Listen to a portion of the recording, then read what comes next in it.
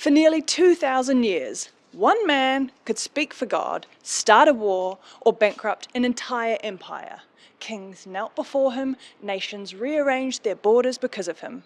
And today, the Pope's still around, but the power he once had has shifted, and his Vatican domain has shrunk to smaller than Disneyland.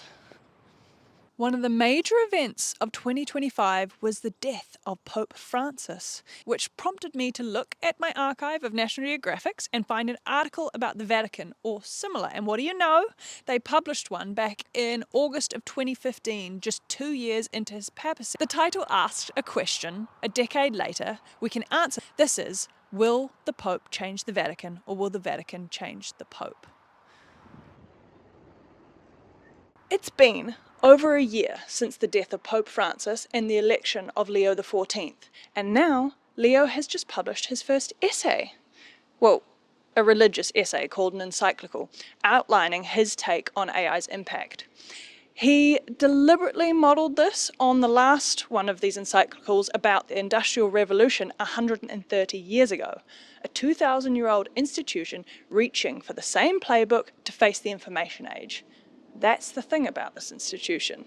It's always been caught between juggling whatever the world throws at it next and tradition. And that's what sent me to my archive of National Geographics to see how much has actually changed. But here's the thing. As the article itself hinted at, the Pope is only still a man, an automatic sinner. Thanks to Adam and Eve, I guess. When you look at the history of the papacy, well, let's just say there have been 13 popes who have the name innocent. Like, that's the name they chose. It's supposedly a reference to being free of guilt, the closest thing to God who doesn't sin. But to me, it kind of just feels like they're trying to hide something. So before we can understand whether Francis changed the Vatican or the Vatican changed him, we need to understand exactly what he was up against. Because the Vatican didn't become what it is by accident. What even makes a pope a pope? The very first pope was thought to be Saint Peter, one of Jesus's favourite apostles. Jesus said he was the rock on which the church would be built, which ended up being both literal and metaphorical. In 326 CE, the first St. Peter's Basilica was built, supposedly where St. Peter was buried, on the bedrock that would later become Vatican City. The first few popes had it rough. St. Peter was martyred by Emperor Nero, and this martyr theme continued for the next 300 years. Being the leader of the growing Catholic faith was essentially a death sentence. People hating what they don't agree with is definitely not a new thing. Catholicism was growing during the Roman reign. The new Catholics who refused to participate in pagan rituals and sacrifices, off with their heads, or some other brutal ending.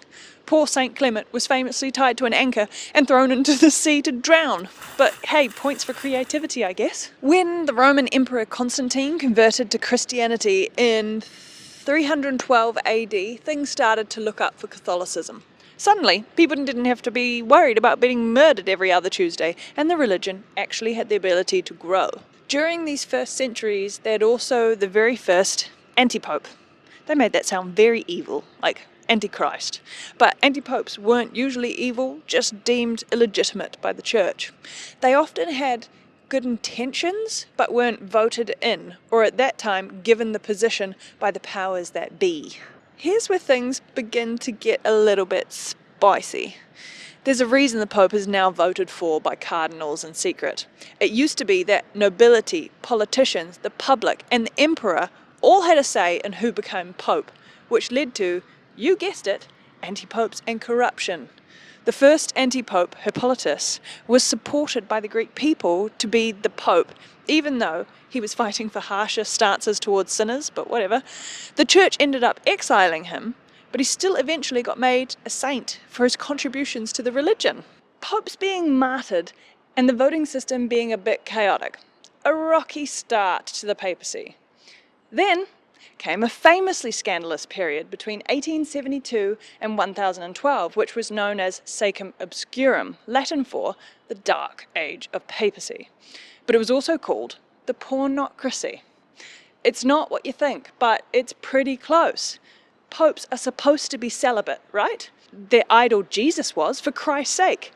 But this was more of a guideline. The code is more what you'd call guidelines than actual rules. The women of the wealthy Roman Theophylact family took advantage of a man's vices and became concubines of the Pope and installed their own family members into the papal position. How else was a woman meant to have power back then? Using what worked. In 1139, celibacy was cemented as an absolute requirement. Not that it stopped them, as you'll see in the Renaissance period. There were some other insane things that happened during this dark age of papacy, like the famous trial of the dead pope.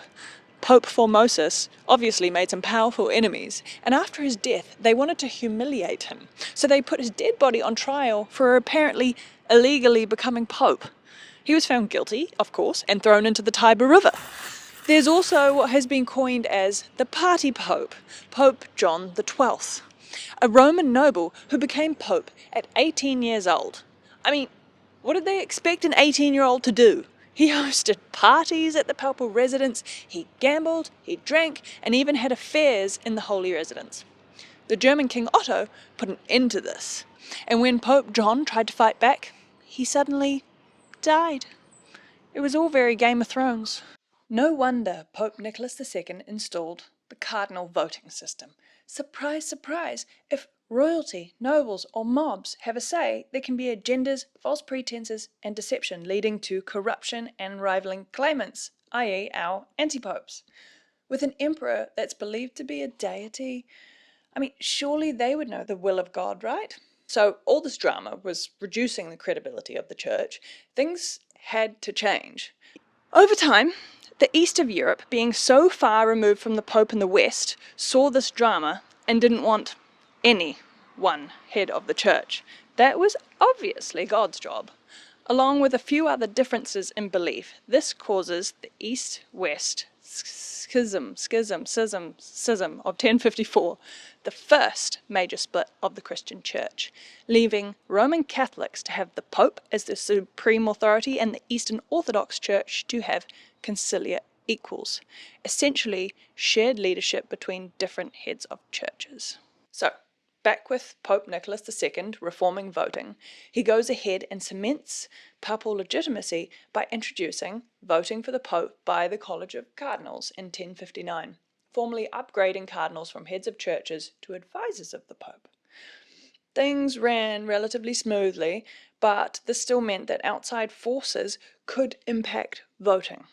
Kings can be very persuasive, and there are pressures and outside influences around every corner. After the death of Pope Clement IV in 1268, it took them about 3 years to decide on the next pope. Cardinals were divided between the powers of France, Italy, and the remainder of the Roman Empire. The people got a bit pissed off, and they locked the cardinals in a room, removed the roof, and restricted food, because maybe a bit of exposure to the elements and hunger would speed up the process. When Pope Gregory the 10th finally got voted in, he made many of these rules the new practice, which continues to this day, minus the food restriction and the lack of roof. Pesky human rights, you know. During the conclave, cardinals are literally locked in with no external influences, and the ballots are burned to ensure secrecy. But even voting reform couldn't stop the drama. They really need to have a Pope series similar to The Crown. Anyway, we moved from the East-West schism to just the Western Schism, because the East were done with this. The Western Schism was an almost 40-year papal crisis from 1378 to 1417, in which 2 popes compete for power, each supported by different countries.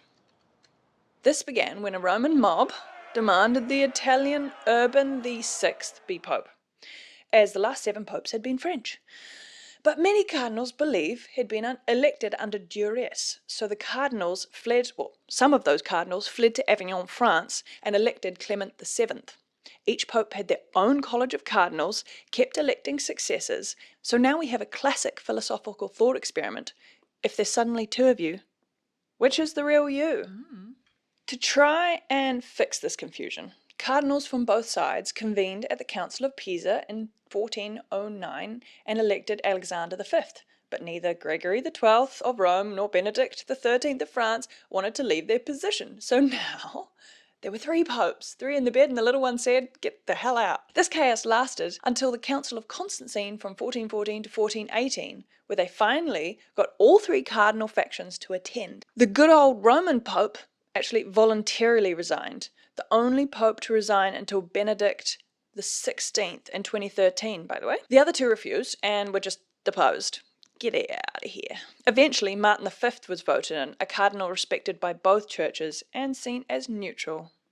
I think we're seeing a theme here. Even in popes, power has the ability to cause corruption and rifts. By this point, the pope often had more power than the king, and heading into the wealthy Renaissance period, things were about to get even messier.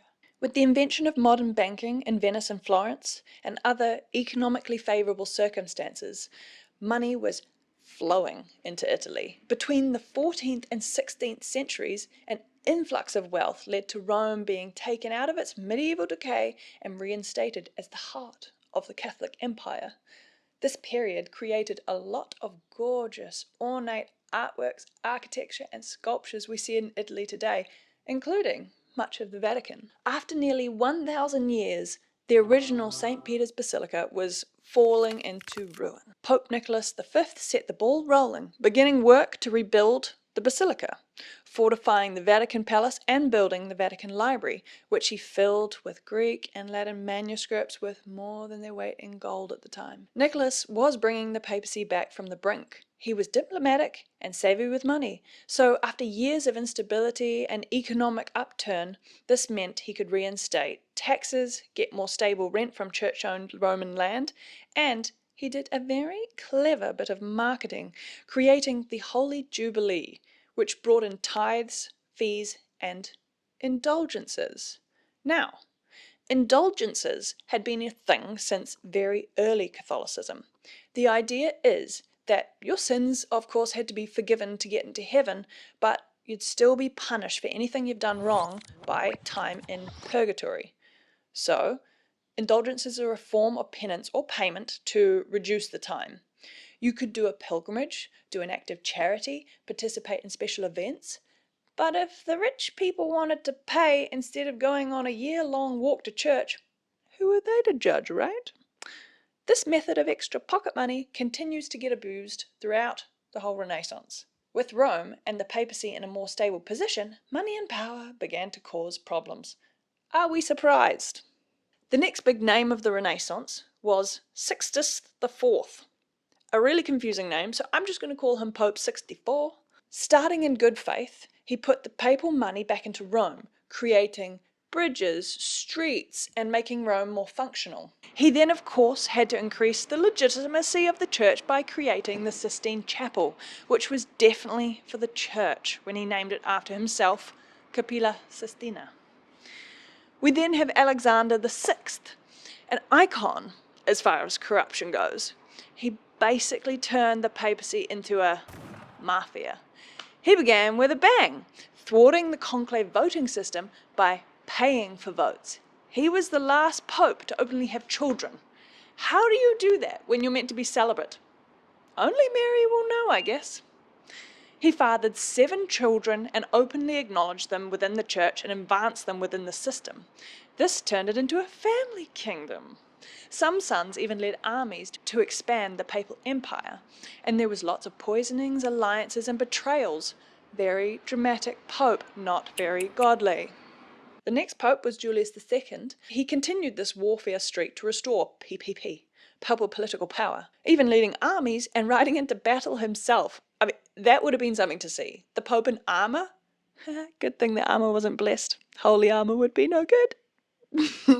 Too much? Yeah, that was a bit painful. We wouldn't have the St. Peter's Basilica as we know it today if it weren't for Pope Julius II commissioning Bramante to design it. He's also responsible for commissioning Michelangelo to paint the Sistine Chapel and Raphael to decorate the papal apartments. So you're seeing what was in the past. Leo X in the early 1500s then saw this decade of prosperity crash and burn. He must have thought he was using those indulgences justly because he really indulged his court in luxuries, music, and art. Think of this as a turning point for the French Revolution.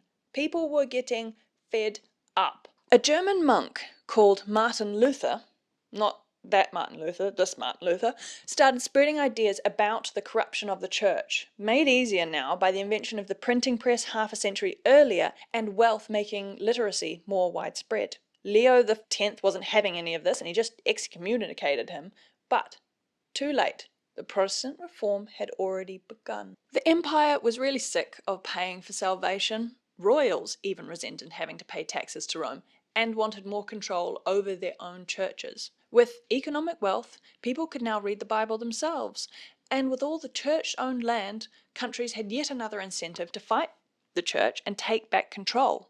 European countries started turning their backs on the church. Wars broke out. This is when Henry VIII famously denounced the church so he could annul his marriage, creating the Church of England instead. The Catholic Church was shocked. They went on to apologize, but were they apologizing because they were sorry or because they got caught, as my mother used to always say? They abolished the sale of indulgences and simony, which is buying your way in, reaffirmed Catholic teachings, mandated proper priest training, standardized Mass and the Bible across different countries and languages, and generally renewed discipline and education in the faith. This lesson of power seemed to finally sink in for the church, and they ruled the Catholic Church in relative peace once it had all died down. It only took around 1600 years. Although there was a hiccup in the 1800s called the Roman Question. To set the scene, it was 1815, right after Napoleon had been defeated and Austria was now ruling over northern Italy. Up until this time, Italy was ruled by a collection of kingdoms overseen by the church. The Italian people were, not pleased about Austrians ruling them. Nationalism started to sprout, leading to 3 Italian wars of independence where they eventually got their territories back. The unification of identity through these wars brought together Italy under a single rule. Well, still fragmented, but it was a start. Back then, they had a constitutional monarchy where there was a king and also an elected parliament, like Britain, I guess. This caused tensions. There are now 3 factions: the monarchy, parliament, and the church. The church ruled over Rome, but was Rome part of Italy? So, when Mussolini became dictator of Italy, claiming he was working under King Victor Emmanuel, he made sure to put an end to this Roman question, getting Pope Pius XI to sign the Lateran Treaty. This handed over Rome to Italy and recognized Italy in exchange for keeping 44 hectares of sovereign land, which is now the Vatican. They also wanted financial compensation and the recognition of Catholicism in Italy. The supremely bad call Mussolini made with siding with Germany, the Nazis, in World War II, led to his eventual demise. After their defeat in the war, a national referendum was held to decide between a monarchy or a republic, and 54% voted to be a republic. This was proclaimed in June 2nd of 1946, now celebrated as Fiesta della Repubblica, Republic Day. It's crazy to think that Italy wasn't even a country until relatively recently, and the Pope was essentially a religious king for so long. The papacy has been through a ton of corruption, bribery, overindulgence, sexual scandal, but from this point on, the Catholic faith has been brought into the modern age, which is relatively tame. It has been a tricky road to tread for popes who are on a tightrope between tradition, progression, and political power. For example, sitting within Italy during World War II, the Church couldn't condemn the Holocaust and had to remain neutral. The Church's values couldn't move fast enough for the social revolutions of the 70s. They banned contraception. They appeared to protect the church when faced with sexual abuse allegations in the 90s and early 2000s. Pope John I, in 1978, only had 33 days in office before he died. Yeah, that lack of transparency around his death led to a lot of conspiracies. But on the other side of this tightrope, there were popes such as the Polish John Paul II, the first non-Italian pope in over 450 years. He travelled to over 100 countries, being the first global Catholic figure. He played a major role in the fall of communism, especially in Poland, by promoting freedom. And he apologized for church wrongdoing, such as the failure during the Holocaust and the Church's role in colonialism. This marked a shift from a European focus to a global one, and brought them further ground in reclaiming morality and accountability. Then we come full circle to Pope Francis, who made poverty, mercy, climate change, and church bureaucracy reform a priority. This age-old church is slowly coming round to the modern world. Too fast and it may break. Too slow and they'll be left behind. Francis advocated for LGBTQ plus and divorced Catholics and promoted just general inclusion. However, he didn't actually change anything. I'm sorry, but supporting with words is a tad bit weak. Francis changed the tone of the Vatican. He made the church feel more accessible, but he didn't actually change the structure of it. The Vatican remained largely the same hierarchical, patriarchal, secretive institution it's always been. Women still can't be priests, gay couples still can't marry in the church, the sexual abuse claims against the priests was apologized for, but still lacks the full accountability survivors demand. And the finances are still a bit murky. Renaissance period, anyone? But here's the thing. The Vatican is a 2,000-year-old institution with layers upon layers of tradition, bureaucracy, and entrenched interests. It survived the Pornocracy. It survived the Western Schism with 3 popes competing for power. It survived the Protestant Reformation. It survived losing all of its power in Italy. It's really good at the art of slow-moving self-preservation. Maybe the uncomfortable truth is that the question was wrong from the start. Maybe it's not about whether the Pope can change the Vatican or the Vatican changes the Pope. Maybe it's about whether the Vatican can be changed at all, or whether its very survival depends on its resistance to change. Perhaps the real legacy of Pope Francis is not that he succeeded in changing the Vatican, but that he showed us how difficult, maybe impossible, the change really is. He revealed the limits of papal power when it comes up against centuries of bureaucratic inertia and inbuilt doctrinal rigidity. The new Pope is the very first to come from the US, Pope Leo XIV. Pope Leo XIV has big shoes to fill, but he's come in swinging shots at his own country, it seems, as he's been opposed to armed conflict and nationalism, which is prioritizing one's country above others, and also advocating for immigration rights. He recently wrote a 42,000-word essay about the AI revolution, reminding us that technology is never neutral. It takes on the characteristics of whomever builds it and funds it and regulates it and uses it, and warns us of its misuse. He's also openly condemned Trump's war on Iran, to which Trump responded, Pope Leo is weak on crime and terrible at foreign policy. I know some popes of the past rode into battle, but I mean, it would be a really bad look nowadays, don't you think? I feel that it wasn't an accident that an American pope was chosen at such a divided time. Will Pope Leo XIV change the Vatican? Somehow I don't think so, but at least he's a voice of peace that may be able to bring some comfort in an uncertain time. If you want more Doco Digest deep dives, please consider subscribing. This issue is back on the shelf, but there's plenty more to go through. See you then.